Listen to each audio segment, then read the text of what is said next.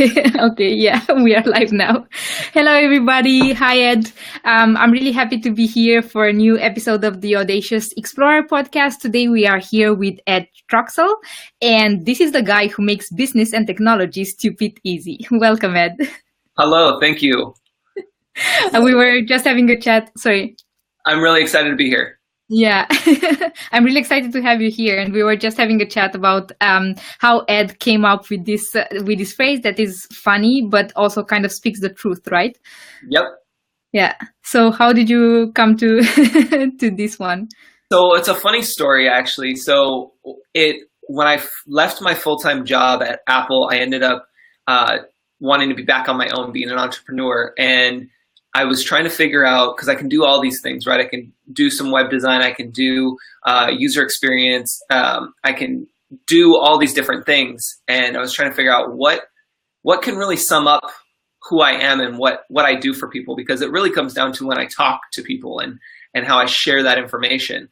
And so it came to me while I was discussing with a friend in her kitchen, actually, what I should be calling myself, what describes me. And we ended up coming up with the guy who makes business and technology stupid easy. At the time, it was just the guy who makes technology stupid easy. But because I'm so involved with business and the entrepreneur journey, I wanted to tie in business as well. So I changed it to the guy who makes business and technology stupid easy, just to sum it all up. Yeah. Wow, that's funny. So you started basically working in the corporate world like many entrepreneurs did, right? Yeah. I worked at Apple Retail and helped out in the stores and was a sales expert there. And then I ended up finding my time, was ready to go back out on my own. I had been an entrepreneur before, and my first business, which was a magazine that I created. And then I went back to, the 9-to-5 for a little while, and it was my time to get back out on my own again and do my own thing so that way I can help more people. Wow, that's really interesting. So what motivated you the first time to become an entrepreneur, and then the second time to say, okay, enough, I'm going back to being my own boss? Yeah. So when it comes to entrepreneurship, I tell people it's been in my blood. My dad was a handyman, so I remember I started working at the age of 5, picking up a hammer, helping people out on the job site and doing all of that. So it's always been in my blood, and I've always worked with and alongside small businesses, minus, working at Apple. And so it's always been there. And the first time I did entrepreneurship was with my magazine, which was called Mix It Up Magazine. And what made me want to do that was I was in college finishing up my senior year, and I was so motivated I love magazines, and I specifically loved Men's Health because I'm really into fitness, and I just really like that type of magazine. And so what happened was I wanted to go work for them. That was my ideal job, right? And the only downside was they are in New York and I'm in California. So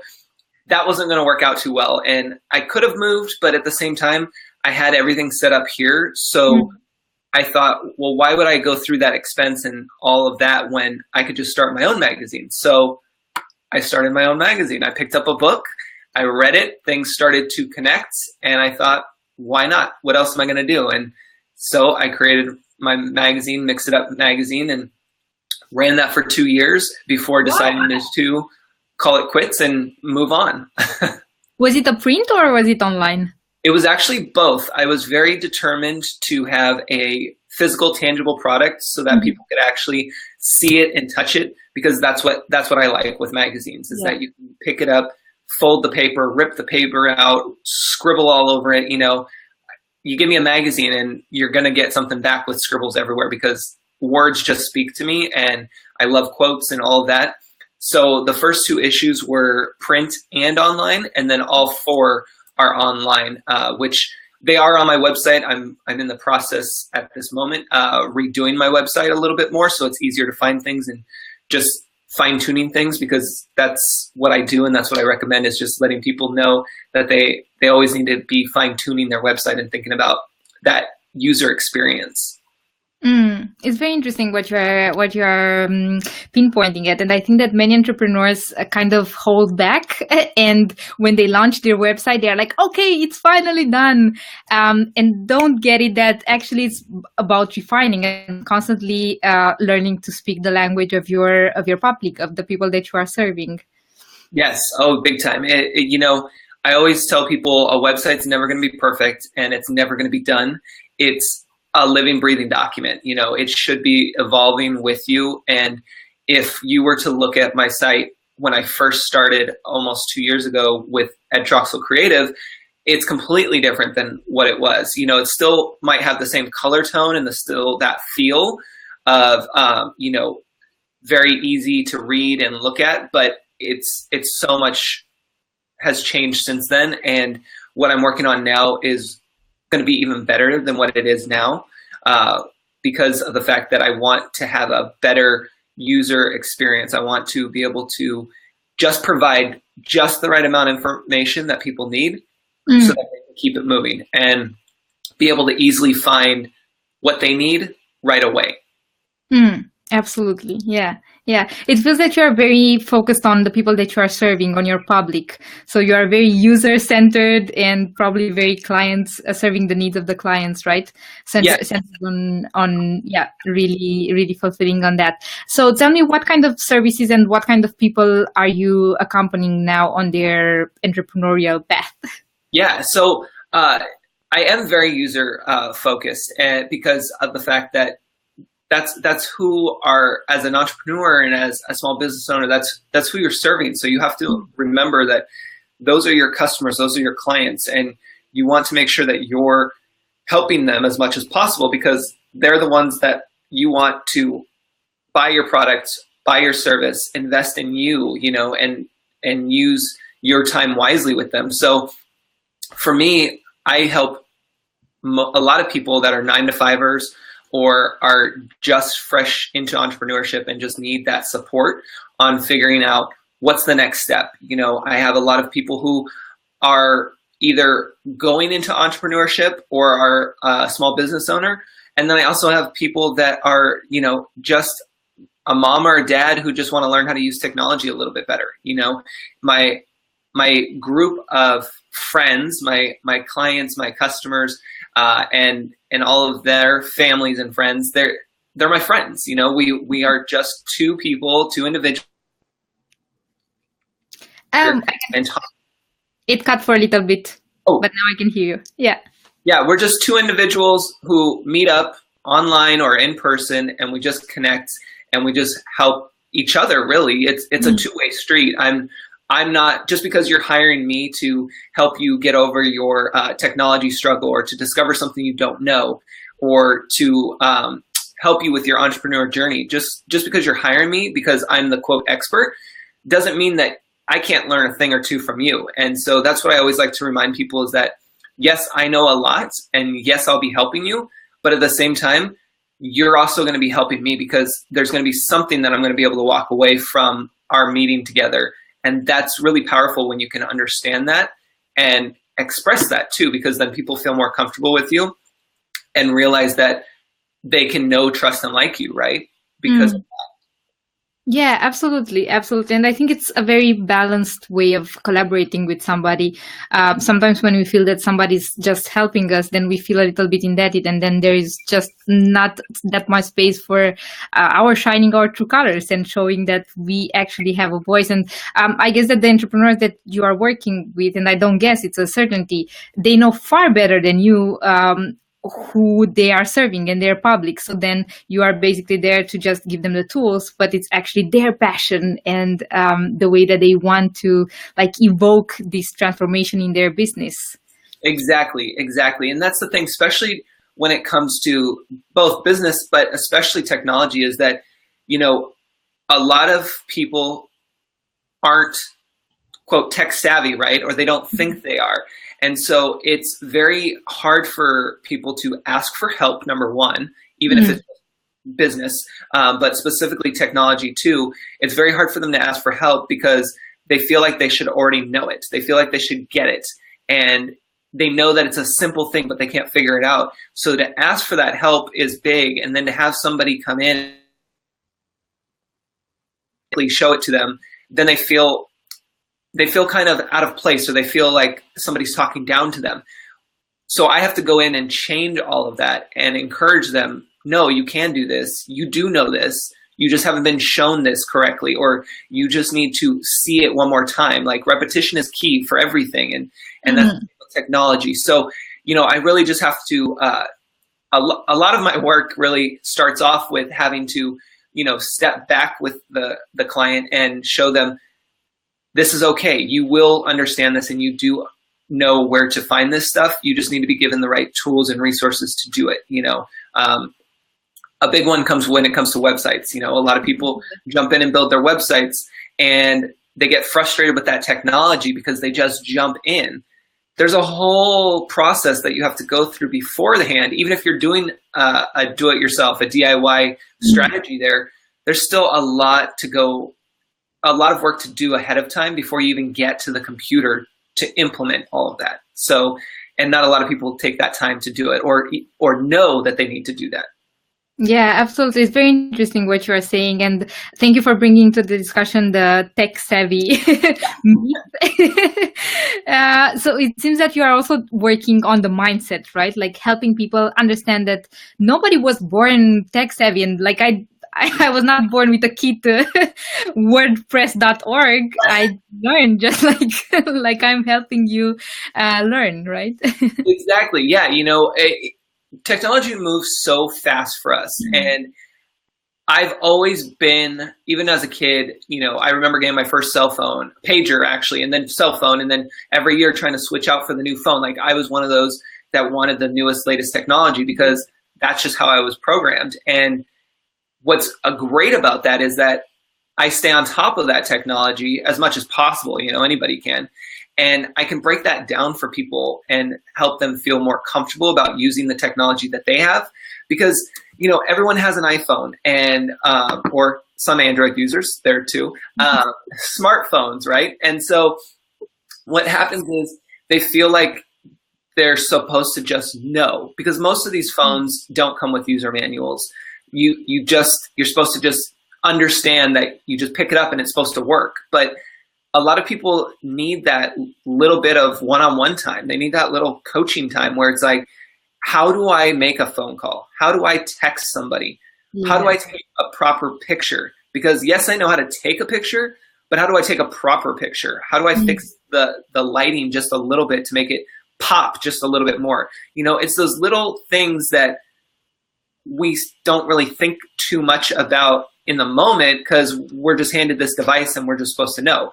But it's those things that we start realizing, oh, I would like to do this. I would like to do that. And that's the beauty of technology, is that it opens up our world. It gives us the power to connect like this, to be able to talk with people in other countries, to be able to, a lot of my sessions are through Zoom, which is just like this, a virtual video conferencing that makes it easy. So then that way, I have clients who are on the East Coast who I get to hang out with them in their home and meet them for the first time and have a great time with them.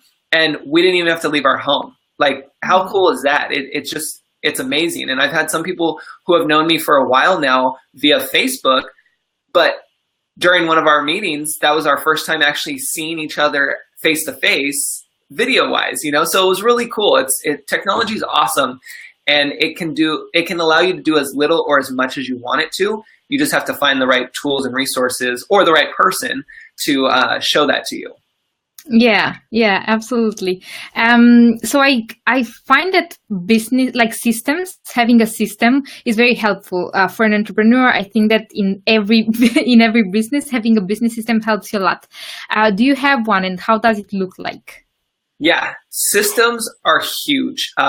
I will say that, I've always been an organized person and I've known that, but more so in the last 6 months probably is when I really understood the power of systems, because of the fact that not only do I have Ed Troxell Creative, which is basically like my umbrella company, but I have Stupid Easy, which I've been building, and that is new online course platform that will be launching soon, and that is been a ton of research there. I've been studying so much and creating all these processes ahead of time that has trickled down into all my other ventures, my projects and everything. So when it comes to systems and managing it all, you really have to be, one, aware that it's always going to change.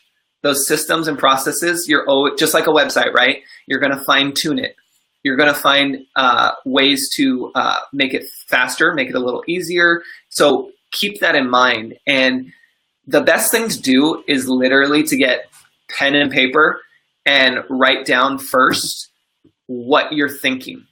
You want to basically just do bullet points. You can do a numbered bulleted list if you want, but really just write down your steps. Think of it all, just brain dump basically what you're thinking, and then later go back and look at it and think, okay, no, number 1 should really be number 5, and number 5 should be number 3. You know, you really have to play that game. It takes a little while, but when you do that, it makes it so much easier when you translate it to the computer. Because remember, you want to start with the technology that you know, which is pen and paper. Yeah. Then move it over to the new technology, which is the computer. And that will help a lot. And then from there, you really just start. I use Google Drive. I have Google Apps for Business, which is now G Suite. And it's the best for anybody. Even if you don't have a business, it's fantastic because it's so cheap. It's like $5 a month. And you can hold your whole online office there, or school reports, or whatever it is that you're doing. You know, it's great. And so basically you just set up a folder called processes, and you pop in a document there with your bulleted list for, you know, uploading your videos, for doing a new blog post. And when you invest in that time now and put that forward there, it's going to save you so much time later, whether you're doing it or you hire somebody else to do it. So that's the cool thing. And when you go from using the paper to the technology and putting it in a Word document, then you can take it even a step further and do a screen share, or a screen recording, I should say, using QuickTime or other programs out there where you can literally record that quick task that you know how to do, but you should really be recording it so that way later when you hire somebody or just have an intern or something, they can easily just open up that video file. You send them to that video file, they open it up, boom, they know what they're doing. Yeah, thank you for sharing that. I really like videos. Like, I'm the kind of person that I don't do well with following the steps in a document, but if you give me a video, then I can like listen to it and see at the same time what the person is working on, and I can do it, and it works marvelous for me. Yeah. Definitely. Yeah. I'm also curious about, so at this moment in your business, what would you say that is the most successful way to find prospects online and to basically converting them from prospects into clients? That's a great question. So for me, Facebook is a big one. That's pretty much my jam. That's where I hang out a lot. You know, I have the Instagram, I have the Pinterest, I have all these other social media channels, but you have to remember that you can really only focus and dedicate your time really to 1, maybe up to 3 of those types of channels to really get them to be effective. That's how you change people that's how you move people, I should say, from prospects to clients, is you provide them with value. You provide them with that information that they're looking for. You provide that solution to them.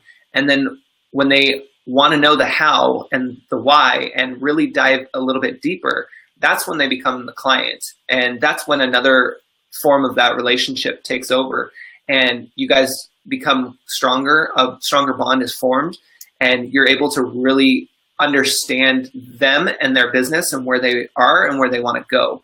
And so that's really how you need to be able to move through that funnel, if you want to call it. Some people call it a funnel, some people call it whatever. But the point is that it's a relationship. It's a conversation that you're having. Just provide value and don't worry. I always tell people, don't worry about the numbers. Those will follow later if you're doing what you're supposed to be doing. which in my case, my job is to provide you with the information. Your job is to filter it and apply what is necessary to you and what you need at that moment. So if I get it right, you're not investing in like paid ads or anything. You're basically providing value and building relationships online, and then the people who resonate, they are becoming a part of your tribe. So then they are your clients. Yes, yeah. I haven't done any paid ads. I try to keep it as stupid easy as possible. I'm sure at some point I'll do the ad, especially once Stupid Easy launches and everything. But really, it's more for me just diving in and being there as much as possible for my friends, my clients, my customers, and really showing them. And that's another point, to make, tying in with that social media, is with Facebook. That's a big one for me. And I have my Facebook page, which I use, everyone has a page, and then they have groups, and then they have you sign up for your page, and then they have you sign up for the group.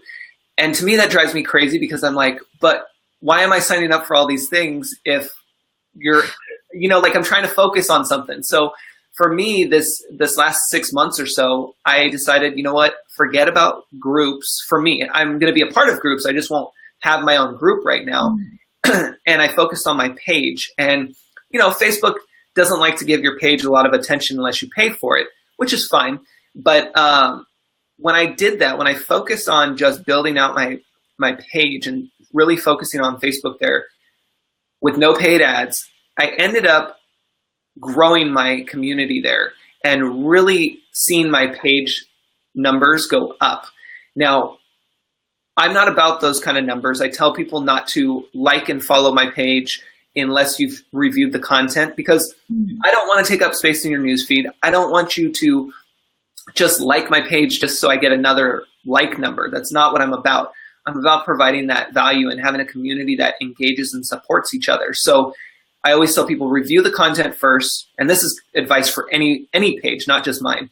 But just review the content first before liking and following it, because you want to make sure that it's worth it for you, because you're going to be seeing that in your newsfeed. And we all know how the newsfeed is, and there's a lot of things that we don't want to see. So don't add to your stress level and trying to figure out, how to turn that off later. Like, make that decision up front.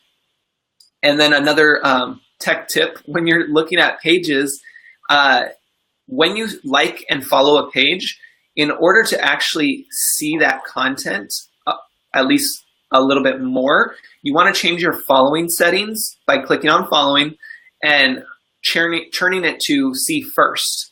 So its default is fine, but it's not necessarily going to allow you to see that content from whoever's page you're trying to follow. So that's just another little tip there.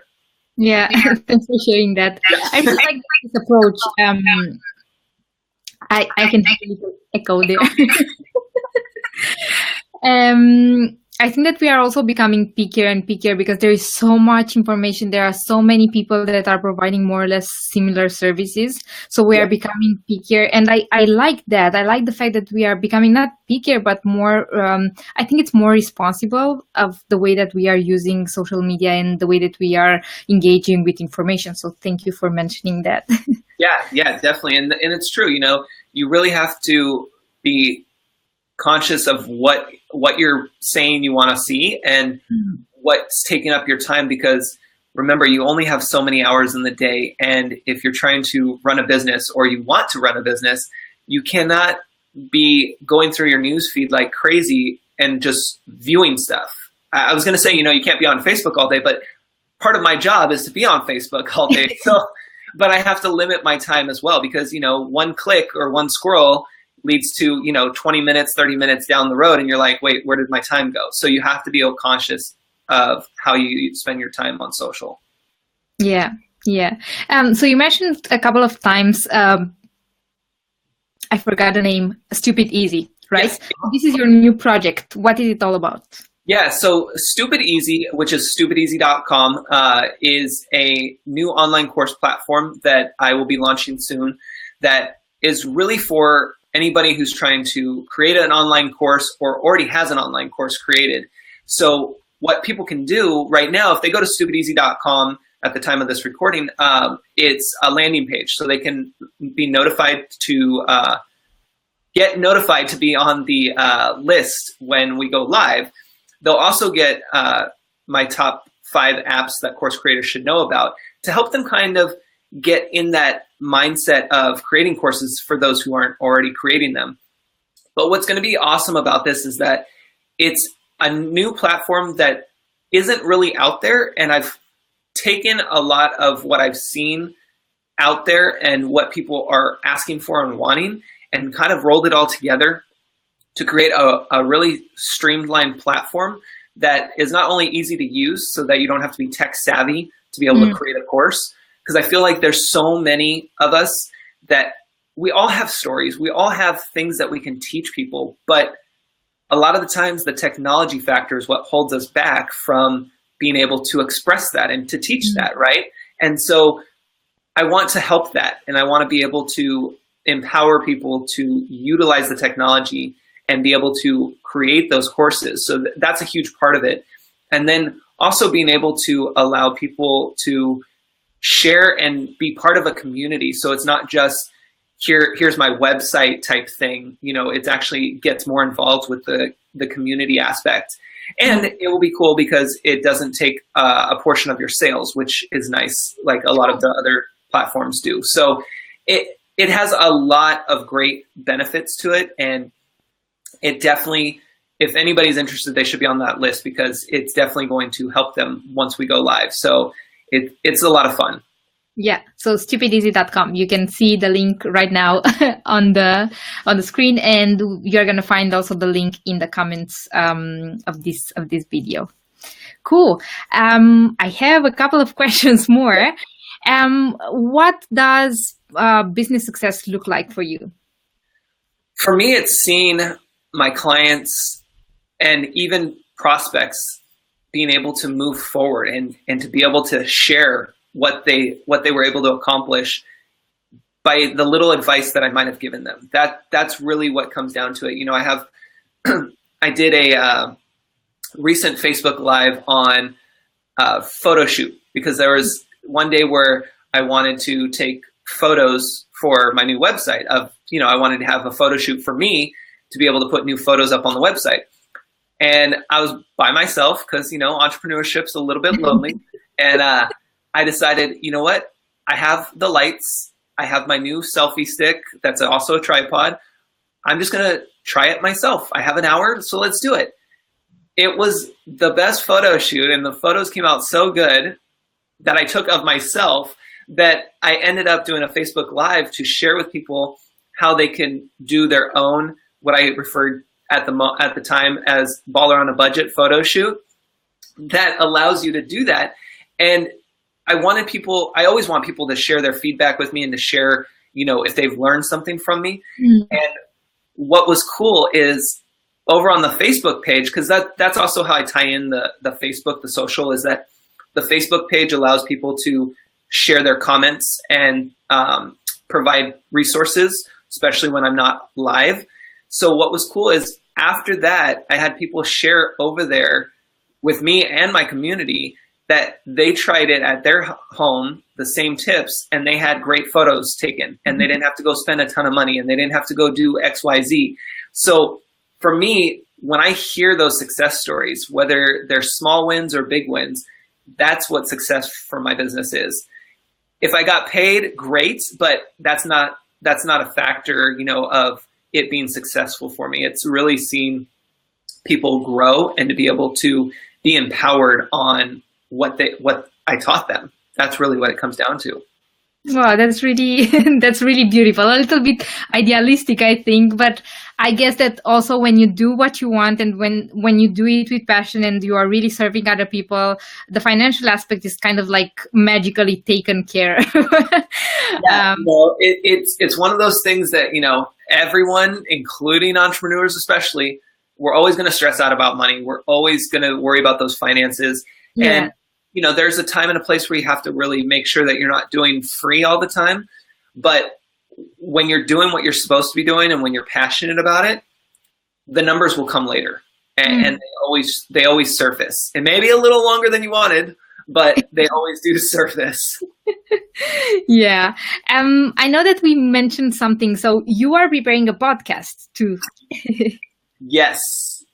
So tell us more about that podcast. Do you have a name yet?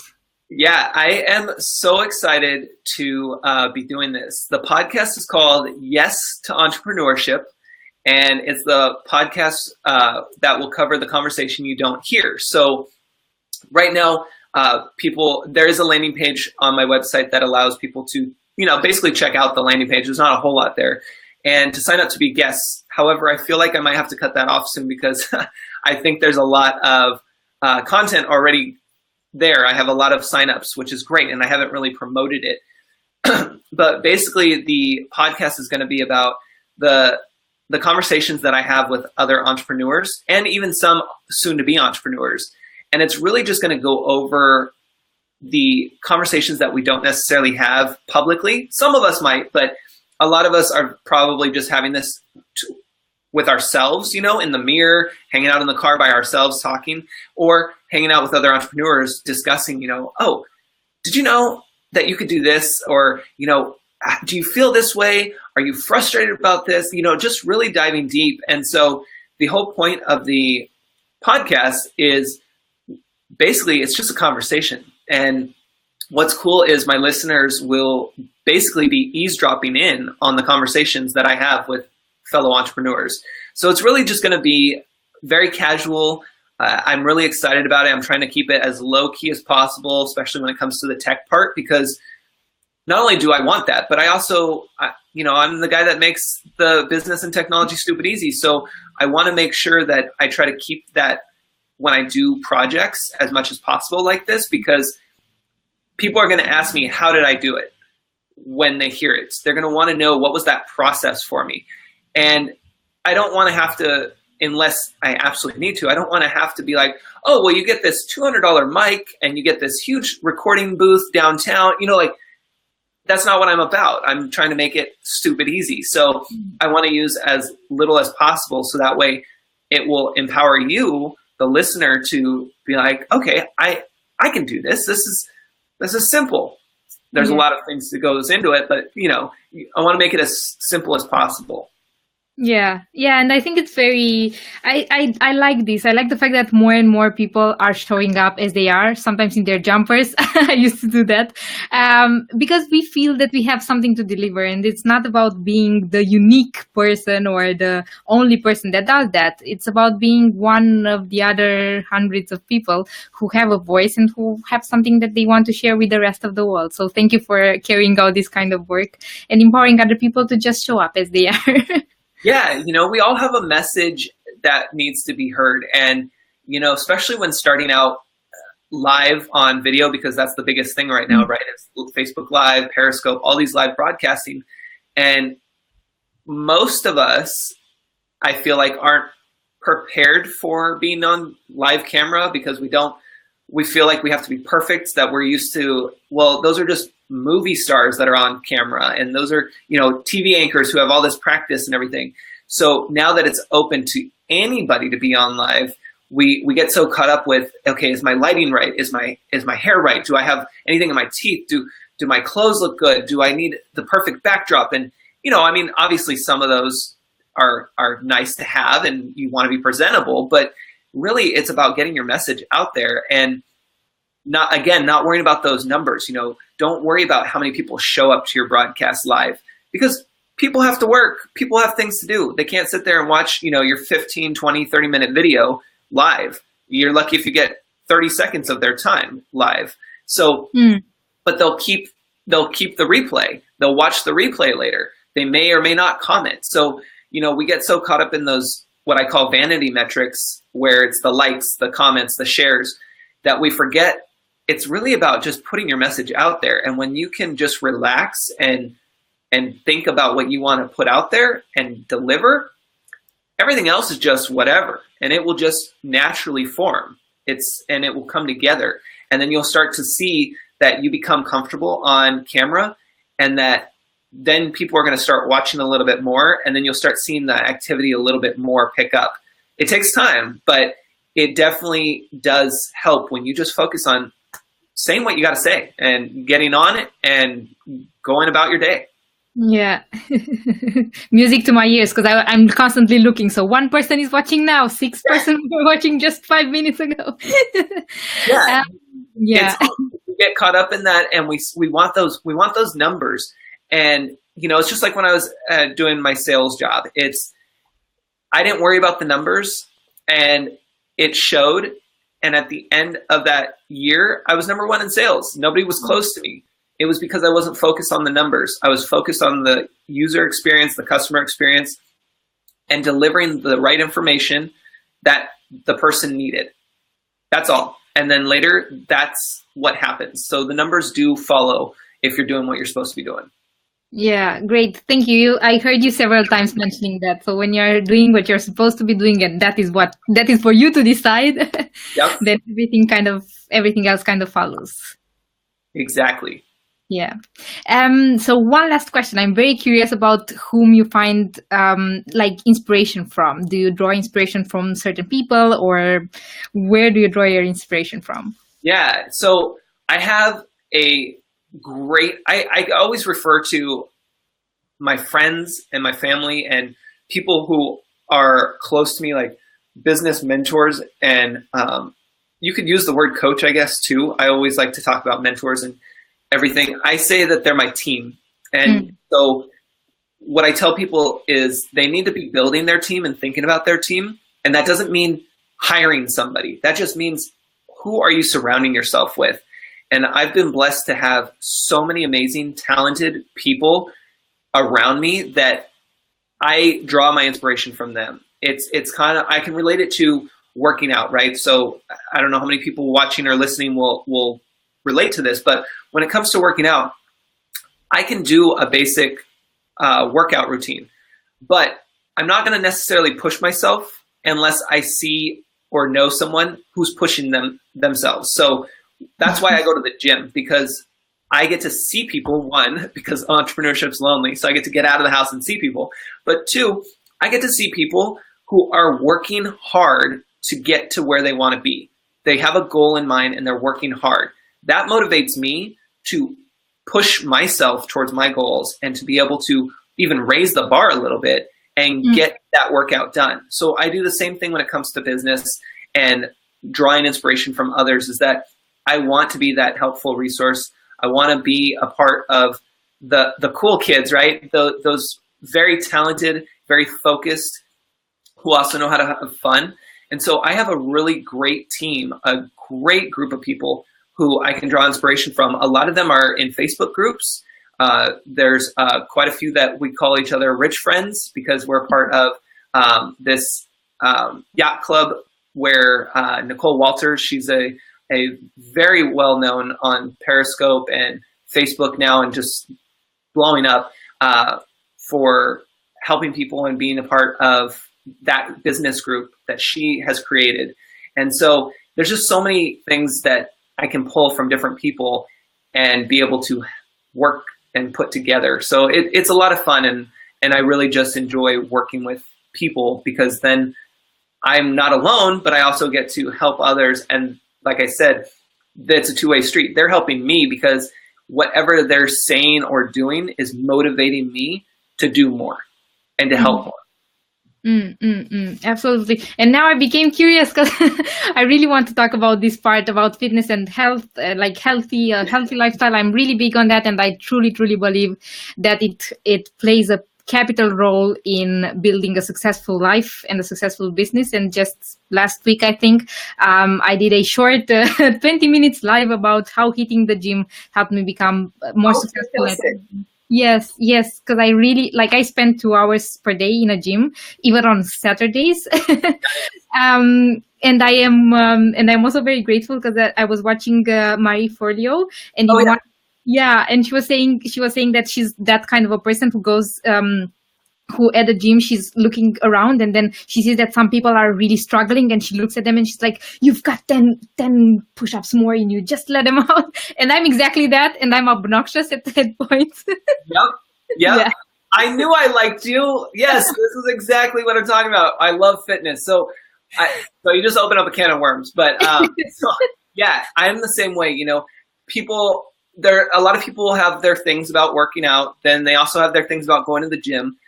What I can say though is that exercise is so important. It's so important for your body and for your mind, especially when you're an entrepreneur. And I mean, even if you're a 9-to-5er, to be honest, but especially when you're an entrepreneur, because you need that break. You need to have that mental break, because we get so caught up in our work. We get so caught up in the technology. We're on the computer all day long. We're on the phone all day long. If you can have those little breaks, so even if you don't go to gyms, or you don't like gyms, or you don't want that monthly membership, whatever, just a 10 to 15 minute walk around the block helps, and I say usually 10 to 15 minutes is the minimum, because what happens is when you actually go outside, you remove yourself from your work, it usually takes about 10 or 15 minutes for you to your mind to slow down and to stop thinking about whatever it was you were stressed out about. And then once you hit that 15-minute mark, you're starting to be like, oh, okay, fresh air, I'm out, I can hear the birds, I can do whatever, It's really helpful. And part of my routine that I try to keep up with is I try to go to the gym every day for a good 40 minutes or so, because not only does it get me out of the house, but almost the minute I get in the car, ideas start coming to me. Questions are answered. Like it's nonstop. And then when I'm at the gym, it's even worse, and it's great though, because I get the answers to the questions I had and things start to piece together. And it's because I've let my brain rest. I've given it a little bit of time away from that work. I'm not in it. I'm out of it, looking at it in a different perspective. And that's what you really have to think about when it comes to the fitness part of it, the exercise part. Yeah, absolutely. Thank you for sending this this message, because I'm all about putting everybody on daily activities. Like I truly believe that physical activities, be it walking, running, whatever it is that like helps you get in touch with your body is the way to go. Yeah, I mean, I was even doing for a while there when I wasn't going to the gym every day. I was even doing every time I wanted a break. So every top of the hour, I would do 10 push-ups, just to have that break, but then also to give me that little adrenaline rush, so you don't have to go grab the coffee or the energy drink, like go exercise. It's so much better for you and you'll feel better. And you really do find more time if you go exercise. Like everyone thinks, oh, I don't have time to exercise. Yeah. If you make that time, you can. I mean, I will literally be on the elliptical when I'm doing cardio. I will be on the elliptical machine reading a book, making notes while on there for 30 minutes. And I don't like cardio, So it's like you really can make time for it. And you just have to just see yourself doing it and push yourself and get out there. Yeah, thank you very much for sharing that. Thank you very much, Ed. It was really lovely to have you. Okay, so everybody who's watching, you can also find Ed on Instagram. This is it at Ed Troxell Creative, and on Facebook. This is also the page, right, where they can find you.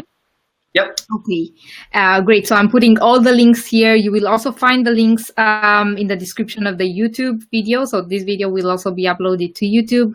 So betheresource.com, edtroxellcreative.com.